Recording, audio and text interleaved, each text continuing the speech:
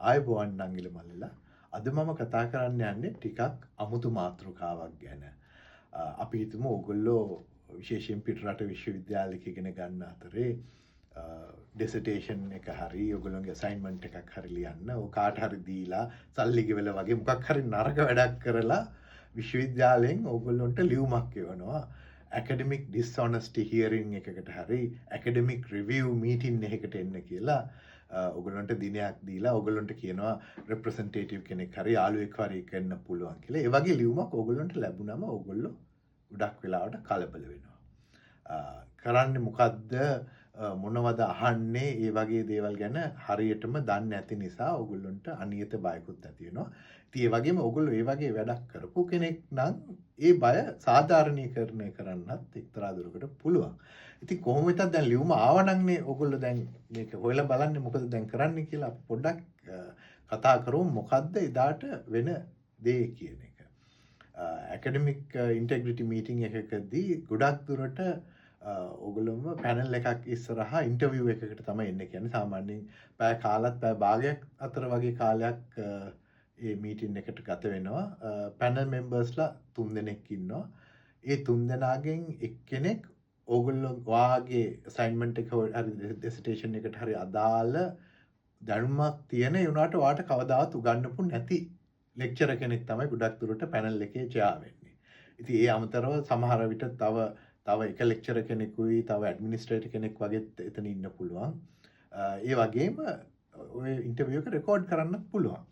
ඉතින් ඔයා එතනට ගියාම ගොඩක් දුරට ඔයාට කරන්න වෙන්නේ ඔයා අසයින්මන්ට් එක ඒ ලියපු දේවල් ගැන විග්‍රහයක් කරන එක. ඔයාගෙන් අහයි මුලින්ම මේ ප්‍රශ්න පත්‍රය අනුව ඔයා මොකක්ද මේ අසයින්මන්ට් එකට කරේ? ඊට පස්සේ අයි ඔයා මේ වගේ ආයතනයක් තෝරගත්තා. අපි හිතමු ඔයා මොකක් හරි ආයතනයක් සම්බන්ධයෙන් ලියපු කෙනෙක්. ඉතින් අපි හිතමු එංගලන්තේ ගත්තොත් ගොඩක් අය ලියනවා ටෙස්කෝ හරි මැක්ඩොනල්ඩ්ස් වගේ ආයතන ගැන හැමෝම ලියනවා. ඉතින් ඔය වගේ ඔයාගෙන් අහයි මොකක්ද හේතුව මේ වගේ ආයතනයක් පිළිබඳව ඔයා මෙහෙම කරපු කියලා. ඊළඟට සමහර විට ඔයාගේ ඩිසර්ටේෂන් එක වගේ නම් ඔයාගෙන් අහයි ඔයා මේ ඇයි මේ වගේ සාම්පල් එකක් තෝරගන්නේ? හේතුව මොකක්ද? ඔයා කොහෙද ගිහිල්ලා ඔයාගේ ඉන්ටර්විව්ස් කරේ? සාමාන්‍යයෙන් ඉන්ටර්විව් එකක් ට්‍රාන්ස්ක්‍රයිබ් කරන්න කොච්චර වෙලා ගියාද? ඒ වගේම තව ඔයාගේ ඒ සබ්ජෙක්ට් එකට අදාළ ප්‍රශ්න කිහිපයකුත් අහයි. ඉතින් ගොඩක් දුරට මෙතනදී ඔයගොල්ලෝ කරන්න වෙන්නේ පෙර සූදානමක් ඇතුව මේ මීටින් එකට අනේක තමයි කරන්න තියෙන හොඳම වැඩේ. ඔයාට ඒ කියන්නේ මේක ගැන හොඳට එක්ස්ප්ලেইন කරන්න අමාරු නම් සමහර විට තව දුරටත් කාලය ඉල්ලන්නත් පුළුවන්කම ඒ වුණාට ඒක ඒ විශ්වවිද්‍යාලය අනුව තමයි ඒක තීරණය වෙන්නේ. ඒ වුණාට මෙතනදී ඔයා ඒ ඩිසිප්ලිනරි පැනල් එකට කන්වින්ස් කරන්න අවශ්‍ය වෙන්නේ ඔයා මේ ඩිසර්ටේෂන් එක හරි අසයින්මන්ට් එක හරි ඔයා තනියම ලියපු දෙයක් කියන එක. ඉතින් ඒ නිසා හොඳට මතක තියාගන්න ප්‍රශ්න ටික තේරුම් ගන්න. ඊළඟට ඔයාගේ අසයින්මන්ට් එකේ ලියපු හැම කොටසක් ගැනම සමහර විට අහයි ඔයා මේ පොත රිෆර් කරේයි මේ ජර්නල් ආටිකල් එක රිෆර් කරේයි. ඒ වගේ ඔයාගේ ඩිසර්ටේෂන් එකේ හරි අසයින්මන්ට් එකේ හරි දාලා තියෙන සයිටේෂන්ස් ගැන පවා ඔයාට මේ හියරින් එකේදී වග උත්තර බඳින්න වෙන්න පුළුවන්.